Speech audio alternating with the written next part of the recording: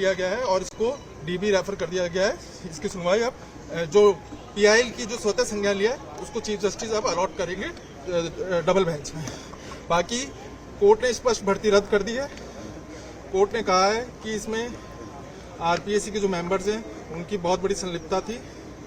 Court ने यह भी कहा है कि 6 आरपीएससी मेंबर्स की संलिप्तता थी। तत्कालीन जो चेयरमैन थे उनके घर पे बाबूलाल कटारा और अमराम राय का गए थे कुछ बच्चों को फेवर करने के लिए। कोर्ट ने कहा है कि उनकी भी संलिप्तता है और पूरे प्रदेश में इसका प्रचार हुआ था और पूरे प्रदेश में पेपर फैला था। ब्लूटूथ गैंग को भी पेपर गया था।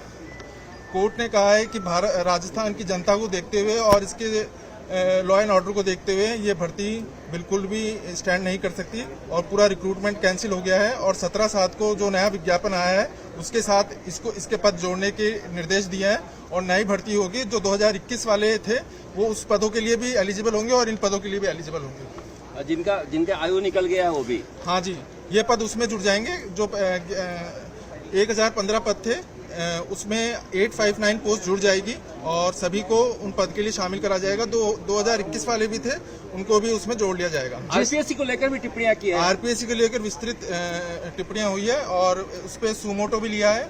सुमोटो का होता है कि स्वतः संज्ञान, और उसमें जो आरपीएससी पे एसआईटी ने टिप्पणियां करी थी उनको नोट करा गया है और आरपीएससी को कैसे इम्प्रूव करा जाए और उस पर क्या क्या कर सकते हैं उस पर कोर्ट ने स्वतः संज्ञान लिया है। वो स्वतः संज्ञान लेके मामला चीफ जस्टिस साहब के सामने रखा जाएगा एडमिनिस्ट्रेटिव साइड पे, फिर वो ऑनरेबल डिवीजन बेंच पे जाएगा, फिर वहां पे उसका सुमोटो का केस चलेगा। जो लोग अरेस्ट हुए उनके लिए कुछ कहा गया है?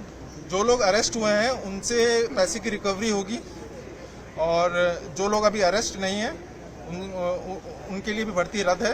उनके खिलाफ कोर्ट की कोई टिप्पणी नहीं है, लेकिन कोर्ट ने जनहित को देखते हुए इस भर्ती को रद्द करा है।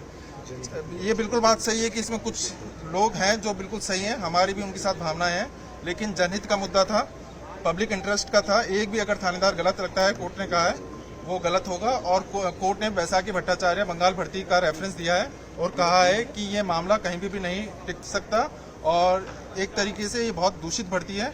हर तरीके से 3 तरीके से इसमें पेपर लीक हुआ। एक आरपीएससी मेंबर्स, आरपीएससी 2 मेंबर्स ने पेपर लीक करा, फिर डमी कैंडिडेट्स बड़ी मात्रा में बैठाए गए और फिर इसमें जगदीश बिश्नोई गैंग और जो अन्य गैंग है। और कोर्ट ने कहा कि इसमें प्रतिकरण करना असंभव है क्योंकि कई 12 आरोपी ऐसे हैं। एक आरोपी तो जिसपे 5 लाख का इनाम है जो विदेश भागा हुआ है। 11 अलग अलग आरोपी हैं जिनके खिलाफ अलग अलग इनाम है और इसके खिलाफ 82 ऐसे अपराधी हैं जिनके